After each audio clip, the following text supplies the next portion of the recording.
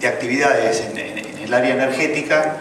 Si me permite, voy a empezar con una breve semblanza de INVAP para que se entienda un poco cómo uno llega a tener capacidades para tener desarrollos tecnológicos en una energía como el caso de la eólica. INVAP es una empresa de tecnología, tenemos ya casi 40 años desde que el grupo inicial a principios de los 70 empezó en Bariloche. Era un grupo de egresados, éramos egresados del Balseiro en ese momento, recién egresados, y la idea original es del doctor Barotto, que desde hace unos 20 años es director ejecutivo de la CONAE, de la Comisión Nacional de Actividades Espaciales, y la idea de él fue, después de haber estado un periodo en Stanford, en el Silicon Valley, que en ese momento recién se acuñaba en el año 71 ese nombre, la idea de él es que fue una idea que nos comunicaba al grupo de entusiastas que lo acompañábamos, y que al principio no le entendíamos. A veces Barotto tiene una claridad estratégica inigualable, pero a veces para explicar cosas más sencillas es más difícil de entenderla. Y después de un rato le dijimos, bueno, Conrado, ¿qué es lo que finalmente vos crees que tenemos que hacer? Y dijo, muchachos, hay que hacer cosas que sirvan. Bueno, viniendo de un ambiente científico, esto, si no tiene una explicación y un contexto en el que se dijo, parecería como que lo que se hace en ciencia no sirve. El concepto de Barotto era aplicar el método científico a resolver problemas más de necesidades más inmediatas de la sociedad. Un poco ese era el concepto de él. Así que con esa idea arrancamos. Fuimos incubados en el Centro Atómico de Bariloche de la Comisión Nacional de Energía Atómica. Los primeros años eran proyectos netamente para la Comisión de Energía Atómica, proyectos nucleares, el enriquecimiento de uranio, el reactor de Bariloche, etc. Después de unos 10 años empezamos a incursionar en el exterior, más que nada la exportación de temas nucleares. Principio de la década del 90 arrancamos con temas espaciales. Mitad de la década del 90 hicimos un proyecto medio ambiente que fue medio ejemplo, el proyecto de una planta de tratamiento de residuos industriales peligrosos en el Parque Industrial de Zárate. Principio de los 2000 y algo, el tema de radarización. Entre medio de eso, aplicaciones de medicina nuclear. En fin, hay toda una serie de actividades que lo que tienen en común con lo nuclear es que en general eran todos proyectos complejos donde el elemento tecnológico es clave, ya sea desarrollar tecnologías que no estaban desarrolladas o que no están disponibles, y incorporar en una forma eficiente tecnologías que están disponibles en otras organizaciones o en otros países. Todo eso con un plazo establecido de antemano, todo eso con un costo acordado de antemano y con unos objetivos tecnológicos también bien especificados. Esa es la capacidad, digamos, si uno quiere, que se desarrolló a lo largo de todos estos años, grupo de gente con mucha experiencia, y la tecnología nuclear permitió hacer eso porque justamente la tecnología nuclear es una tecnología que abarca varias áreas de física, de química y de las distintas ingenierías de todo tipo. Entonces, el haber desarrollado esas capacidades en grupos para problemas específicos nucleares nos permitió rápidamente pasar a otro tipo de áreas, como por ejemplo la satelital. Y para dar un ejemplo que creo que es abarcativo, y con eso termino esta parte, que es en el tema mostrar un poco, si usted me dice, bueno, mostrar en el área espacial, para no caer en lo nuclear siempre, en el área espacial, ¿cuál es un proyecto que da una idea de la competitividad de la tecnología aeroespacial o satelital nacional? Y el proyecto es un proyecto que acaba de terminar justamente hace unas semanas atrás, la misión exitosa. Era el proyecto que se conoce como SAC-D, era el cuarto satélite de la Argentina. También se lo conoce internacionalmente más como el proyecto Aquarius, porque era un proyecto de gran significación con los temas que se han estado tocando y se van a seguir tocando acá, que tienen que ver con el medio ambiente, con el calentamiento global, entender mejor, que es la medición desde el espacio de la salinidad de los océanos. Esa misión, que estuvo 4 años en operación, digamos, la parte directriz del instrumento principal, que es el que mide esta salinidad, fue hecho por el el Jet Propulsion Laboratory de la NASA, el JPL, un laboratorio internacional muy conocido para las misiones espaciales. Y la importancia que tiene esto, tiene varias miradas que uno puede hacer con respecto a esta misión. La primera es que la NASA, la agencia espacial número 1 del mundo, confía un instrumento cuyo costo es del orden de $200 millones, más el lanzamiento que también lo pagó la NASA y algunas otras actividades conexas, unos 100 millones más. Es decir, coloca $300 millones en una misión de alta significación internacional, en una nave, o sea, el satélite, diseñado, integrado y fabricado acá en la Argentina. El instrumento lo hicieron ellos, voló hasta Bariloche, hasta nuestras facilidades, fue integrado, digamos, en el satélite, incorporado al satélite. Después fue mandado a Brasil, porque en ese momento no teníamos facilidades de pruebas ya de todo el sistema integrado, y después a Estados Unidos para su lanzamiento hace 4 años atrás. Esto, aparte de dar una idea de la competitividad, es una muestra del trabajo en equipo. En un satélite de este tipo, horas nacionales son arriba de 1 millón de horas hombre nacionales. Participaron 139 empresas, pymes fundamentalmente, organizaciones del sistema científico-tecnológico. Es un proyecto cuya dirección nacional es la CONAE, la Comisión de Actividades Espaciales, que es la que tiene el acuerdo de cooperación y de trabajos conjuntos, en este caso este proyecto con la NASA. Pero yo creo que eso muestra, digamos, el tener que, la complejidad, es decir, en 5 años y medio, vamos a hacer un satélite donde hay que meter 1 millón y pico de horas hombre, tienen que participar todas estas organizaciones, y bueno, esa capacidad de ese manejo complejo es la responsabilidad que tuvo INVAP como contratista principal de ese proyecto.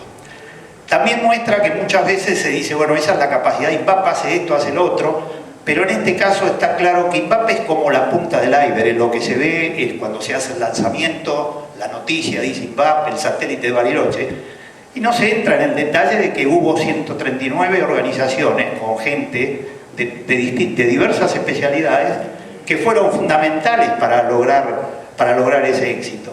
Es decir, esto se repite en los casos de INVAP en todas las demás proyectos complejos, los radares para control de tráfico aéreo, radares de defensa, los radares 3D de control de fronteras, o más recientemente los radares meteorológicos, que también tienen que ver con temas ambientales importantes para nuestro país. Así que, ¿qué se repite ahí? INVAP es la que tiene el diseño, tiene la capacidad de ingeniería, la capacidad de desarrollar el proyecto, pero es como si fuera, el símil sería una terminal automotriz, o sea, donde la terminal tiene un montón de autopartistas de distintos tipos, nacionales e internacionales, que proveen de partes en función de una ingeniería que tiene esa terminal, que es la que garantiza que el vehículo va a funcionar, que va a tener garantía por X años, cierta performance asegurada. Ese es nuestro rol. Pero debajo de todo esto, así como la idea de la punta del iceberg, están todos ese sistema nacional de ciencia y tecnología, universidades, la Universidad de La Plata, distintos, no solo la universidad en sí, las facultades, sino los centros de investigación que dependen del sistema científico-tecnológico nacional. Lo que voy a hablar ahora va a ser específicamente del tema eólico, cómo nos metimos en el tema eólico y en qué estamos ahora. Fundamentalmente eso es una de las áreas de INVAP. INVAP tiene un área nuclear, tiene la que nacimos y sigue siendo la más importante internacionalmente. Tiene un área aeroespacial, que es la parte satelital, que más recientemente se incorporó el año pasado. Recordarán el lanzamiento del primer satélite argentino de comunicaciones, y ahora en breve, a fines del mes que viene, está previsto el segundo satélite, que es similar, no igual al que se lanzó, que va a ocupar otra posición argentina. Bueno, ese es el área satelital. Un área de defensa, donde está fundamentalmente el tema de radares, pero no es el único. Estamos incorporando aviones no tripulados. Hay ya un proyecto muy importante de aviones no tripulados, los UAV o drones, que se llaman también. Hay otro proyecto de modernización de las naves de la Marina, o sea, una cosa que varias de estas cosas, décadas atrás, una década atrás o 15 años atrás, era imposible pensar que no iban a ser provistas por empresas internacionales, con todas las connotaciones que sabemos que tienen esas grandes compras internacionales. Por eso hay que valorizar mucho la decisión que se tomó durante el gobierno, especialmente que comenzó el gobierno del presidente Kirchner y que luego también no solo se continuó, sino se potenció durante los últimos 8 años. Esto creo que vale la pena rescatarlo, porque estamos frente ahora a un cambio de gobierno. Es importante saber qué es lo que se va a hacer, qué es lo que van a hacer quien tome la conducción del país en los próximos tiempos, ¿no? De eso me voy a referir al final. El tema espacial, el tema eólico, en INVAP empieza hace más de 30 años y como origen tuvo el doctor Hugo Juan Erramuspe, egresado de la primera camada también del Balseiro, y que él era director de investigación y desarrollo de la Comisión de Energía Atómica y tenía ya estamos hablando de hace cuando no estaba de moda la energía eólica, estamos hablando, y como había que empezar modestamente y no se sabía mucho en ese momento de evaluación del recurso eólico en el país, se empezó justamente con eso, un proyecto financiado por la Comisión de Energía Atómica, de evaluar el recurso eólico fundamentalmente en distintos lugares de la Patagonia. Así que ya desde esa época empezamos con equipos muy primitivos, nada de la electrónica digital de ahora, sino con grabadores de esos con cassette, etcétera, etcétera, pero se empezó a tener datos concretos. Unos años más tarde se empezó con equipos de baja potencia, equipos de muy baja potencia, o sea, estamos hablando de kilovatios. En particular, hoy está en plena producción, ya hay más de 40 equipos colocados en distintos lugares del país, equipos de 4,5 kilovatios, que son útiles justamente para lugares donde no llega la red eléctrica y tienen que ver con justamente lugares como hay en la Patagonia o en distintos lugares del país que tienen un caserío, una pequeña escuelita, etcétera, que con un equipo eólico de este tipo, un banco de baterías, pueden lograr tener electricidad que de otra manera, si fuera diésel, sería muchísimo, muy caro y bueno, además con las connotaciones que tiene el tema de utilizar combustibles que generan dióxido de carbono. Con el tiempo se avanzó, hoy estamos probando ya un prototipo también de baja potencia, pero de 30 kilovatios. Eso lo estamos probando en Cutralcó, en la provincia de Neuquén, con la cual tenemos un acuerdo. Es decir, que hay toda una línea que está en un grado de avance ya en producción una parte, otra parte en grado avanzado de desarrollo y ya de prueba final, previa a la producción seriada, y en muy baja energía. Desde esa época siempre se quiso hacer un proyecto de megavatios, o sea, en ese momento apuntábamos, hace unos 10 años atrás, más o menos, un proyecto de 1,5 megavatios. Se avanzó en la ingeniería, es decir, se avanzó en todo lo que no costaba, que no necesitaba una inversión grande. Paralelamente se buscaron inversores de grupos nacionales, fundamentalmente, grupos empresarios. Hubo mucho interés, pero cuando se hablaba de que había que poner 30 o 40 millones de dólares hasta llegar a tener un producto confiable, probado, homologado, exportable, a costos competitivos, ahí la cosa ya no avanzaba. Persistimos en eso unos cuantos años, probando, avanzamos en la ingeniería, avanzamos en conocer proveedores, en conocer competidores, en conocer en definitiva la tecnología. Y finalmente, hoy, ¿en qué estamos? El resumen es que hoy estamos con 2 proyectos importantes. Uno que encaramos el desarrollo de la fabricación de palas con tecnología propia, aprovechando capacidades de desarrollo de materiales compuestos que habíamos hecho para el área aeroespacial, para la parte satelital, en fibra de vidrio con epoxi, etcétera, fibra de carbono, etcétera. Aprovechando esas capacidades, encaramos un proyecto en el cual nos asociamos con la Universidad Nacional de La Plata, el GEMA, la Facultad de Ingeniería, con una empresa privada PYME que ya está produciendo componentes en fibra de vidrio, con epoxi, inclusive para equipos eólicos, fueron proveedores creo que de IMSA, de Pescarmona, con el municipio de Cutralcó, que es un municipio muy especial porque es uno de los pocos, Cutralcó y Plaza Huíncul, que tienen regalías propias, o sea, no a través de la provincia, sino propiamente el municipio, así que la idea de ellos es generar fuentes de trabajo en la zona de Cutralcó y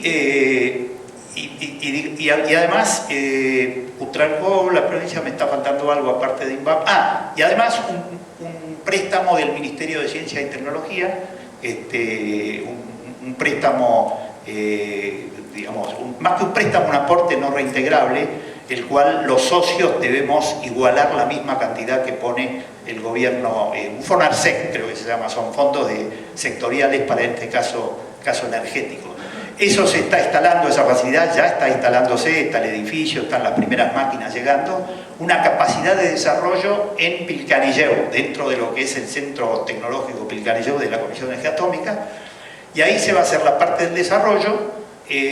Para fines del año que viene, 2016, principios del 2017, pensamos tener ya las primeros palas. Estamos apuntando a palas para equipo de 2 megavatios, o sea, palas de 40 y pico de metros, y hechas con la tecnología más moderna que dispone empresas como Siemens, por ejemplo, que es la de hacer las palas de una sola pieza. Es decir, estamos apuntando a pegar un salto y ya ir a lo que se está fabricando como cosa más actualizada en estos momentos, ¿no? Volviendo un poquito para atrás a las características de INVAP, hoy somos 1.350 personas y creciendo. En relación de dependencia habrá unos 250 más contratados, o sea, 1.600 personas, de los cuales más del 80% son profesionales y técnicos especializados, es decir, un perfil muy especial. Y el nivel de actividad de la empresa medido en sus ventas, porque esto a veces no hay manera de terminar de ratificarlo y aclararlo cada vez, que no somos un instituto, somos una empresa, es decir, no vivimos de un presupuesto ni nacional ni provincial, sino que vivimos de los trabajos que vendemos.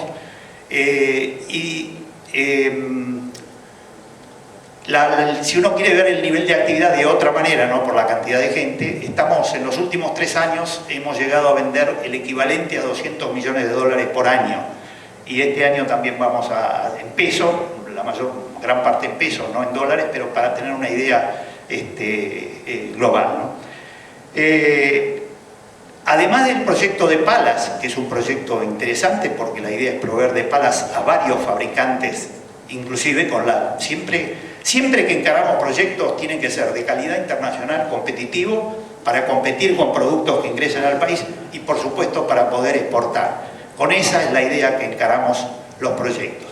Y todo con algo en la mente que está puesto en el objeto social de la empresa, que es el de creación de fuentes de trabajo. Esto ya lo puso Baroto en el primer estatuto hace casi 40 años. En ese momento era creación de fuentes genuinas de trabajo en la provincia de Río Negro, que es la dueña de la empresa, comparte el control con el Estado Nacional a través de la Comisión Nacional de Energía Atómica a nivel del directorio, de la asamblea, pero fundamentalmente las acciones son de la provincia de Río Negro, de ahí el objeto de crear las fuentes de trabajo en Río Negro. Esto fue hace unos años atrás actualizado a lo que es la realidad de INVAP, que tiene un desarrollo territorial, y entonces fue actualizado a creación de fuentes de trabajo en la República Argentina.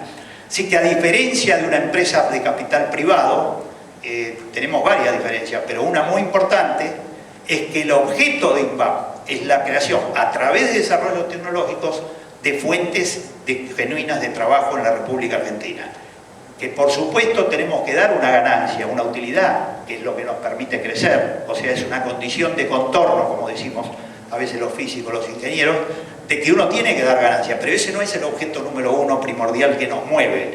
Nos mueve el hecho de trabajar en temas que nos interesan, que nos apasionan, pero con esa idea práctica de decir, bueno, queremos crear fuentes de trabajo, algunas dentro de INVAP y la mayor parte fuera de INVAP, en empresas pymes que crecen o que se crean por gente que se fue de la empresa o por gente que salió del balseiro y quiso ser empresario y nos provee de servicios. Es decir, ese es un poco el objeto fundamental de la empresa. Para ir llegando, bueno, y el otro tema importante es, hay un proyecto que lo estamos encarando, no con equipos propios, van a ser equipos importados. Estamos muy avanzados con un par de grupos empresarios, uno de ellos argentino, otro no es argentino, que serían los inversores. Y en muchos de estos casos llama la atención y a veces somos criticados por decir cómo INVAP, una empresa de desarrollo tecnológico nacional, va a recurrir a equipos importados para el tema eólico.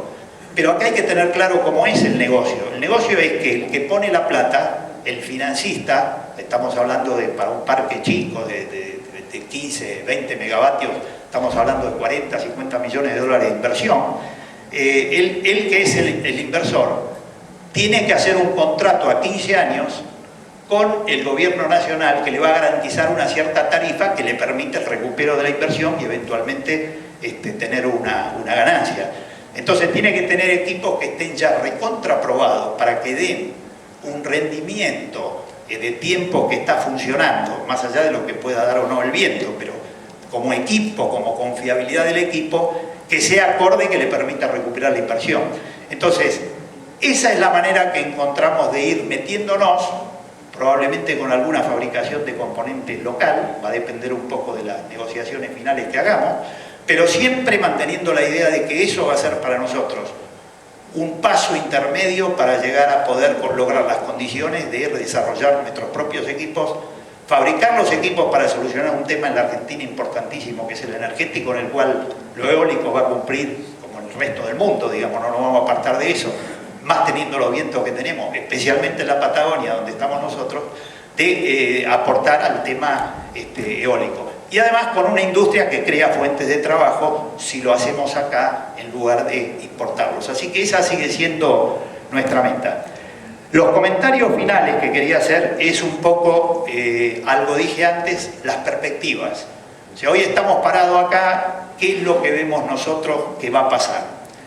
Si miramos dos áreas específicas, uno la de ciencia y tecnología, bueno, todos más o menos del ambiente que somos en temas tecnológicos, en temas científicos, sabemos que lo que ha pasado en los últimos años con la creación del Ministerio de Ciencia y Tecnología, la incorporación de cantidades enormes de gente joven a todo el sistema científico-tecnológico, cosa que en los 90 se había parado, el sistema envejeció 10 años en esos 10 años, el tema del mejorar las becas, mejorar los salarios, mejorar las inversiones, mejorar el equipamiento, mejorar la cantidad de edificios que albergan científicos, etc. Así que está todo, digamos, alineado en una dirección. El tema de Tecnópolis, que ahora está inaugurado en estos días, para promover y, digamos, entusiasmar a jóvenes que estudien las carreras consideradas más difíciles como la científica tecnológica. Así que la repatriación de los científicos también, en fin, hay toda una serie de medidas que han hecho que la ciencia y la tecnología ocupen el lugar que en realidad nunca debió dejar de ocupar en la Argentina, pero que lamentablemente, desde que yo tengo memoria del año 60 hasta mitad de los 60, cuando vino el golpe del 66, estaba empezando a avanzar y ya tenía un nivel bastante interesante, que si hubiera seguido esa línea hoy estaríamos hablando de otro país probablemente. Así que eso es muy importante. Y después también otro tema que por ahí pasa más, eso es evidente que la gente lo ve y la gente se entusiasma, etc. El tema que por ahí no es tan evidente tiene que ver con una decisión, como ejemplo, la decisión que tomó el presidente Kirchner en el año 2004, cuando aprobó por decreto el 1407 de ese año, en octubre, de lo que se llama el SINVICA, Sistema Nacional de Vigilancia y Control del Aeroespacio. Eso era un plan de radarización a mediano y largo plazo, tanto para radares de control de tráfico aéreo, o sea, para uso civil, como también para radares de defensa.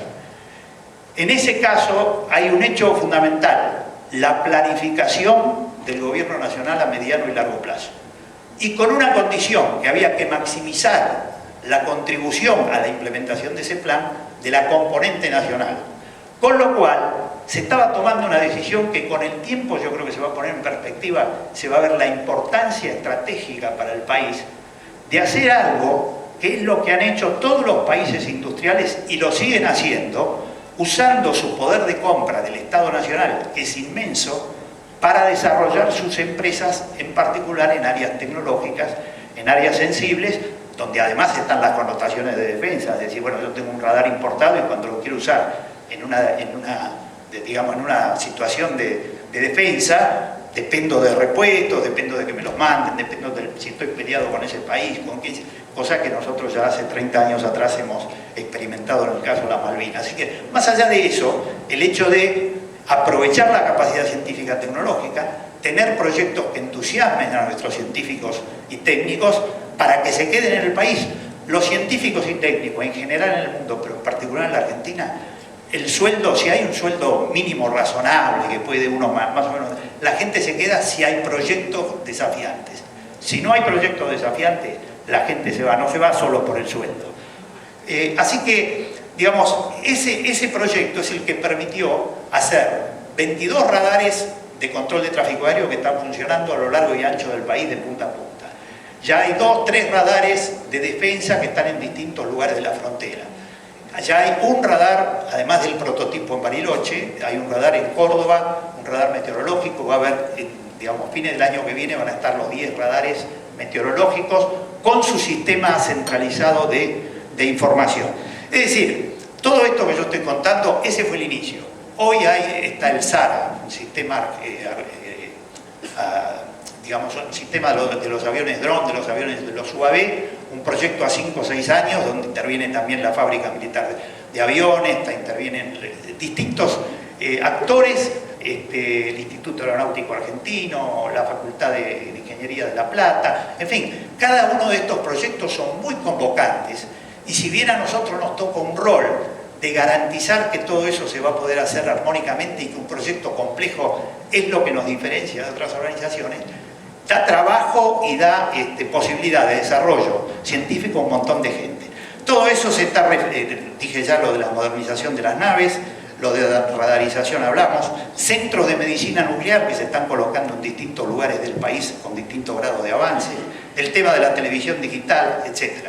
Así que hoy hay todo un momento en una dirección correcta. Como dije antes, esto se hace y se sigue haciendo en todos los países. Y como pequeña anécdota, y con esto voy terminando, cuando en el año 97, creo que fue, fines de los 90, nos visitó el administrador general de la NASA de Estados Unidos, cuando todavía nuestra actividad espacial era muy incipiente, muy modesta, no teníamos tanta experiencia. Le preguntamos al administrador de la NASA, hombre que manejaba en ese momento 15.000 millones de dólares por año de presupuesto, qué teníamos que hacer desde la Argentina para poder ser un contratista, mini contratista, micro contratista de la NASA. Y él se rió y dijo que con la NASA íbamos a tener contactos, o sea, nos iban a ayudar en el desarrollo aeroespacial, cosa que ocurrió. Nos aceleró el proceso de avance aeroespacial de tener esa relación con la NASA. Pero dijo que contratos, contracts, o sea, con la R hacía la diferencia, contras no con la NASA. Le dijimos por qué, porque él había hablado muy bien de la capacidad que había visto acá en la Argentina, en la CONAE, en INVAP, en distintas cosas que visitó. Y el tipo dijo, porque el dinero federal de Estados Unidos debe gastarse en empresas americanas. O sea, no solo de la NASA, de defensa, todo lo que es, del Departamento de Energía, todo lo que gasta el dinero federal de Estados Unidos lo gasta, salvo que no consiga ese, digamos, si hay un radar Super Plus que lo fabrican, qué sé yo, en Inglaterra, y no lo fabrican en Estados Unidos, lo van a comprar, porque el tema de defensa para ellos es estratégico. Pero salvo eso, todo el resto se fabrica en el país. Yo digo, a veces, ¿cómo nos han, porque yo también tuve educación en Estados Unidos, nos han vendido buzones, que el libre mercado es la madre de todo, y en estos casos el país número 1 que más nos ha vendido esos buzones es el que usa su poder de compra inmenso, más de 1.000 billones de dólares americanos, se gasta en empresas americanas. Y acá hemos dilapidado durante muchos años ese poder de compra. Si uno piensa un poquito a futuro, somos optimistas. Tuvimos la suerte de la visita de Scioli a Bariloche un par de ocasiones en los últimos meses. Tuvimos oportunidad de estar en reuniones con él, hoy lo escuchamos acá, y creemos que, digamos, no solo va a continuar esta utilización de lo científico tecnológico como elemento del desarrollo nacional, sino que yo creo que lo va a potenciar, y yo creo que lo hace también desde un lugar como para nosotros la vemos a la presidenta, que no solo desde lo racional, sino también desde lo emotivo, porque así lo siente así. Gracias.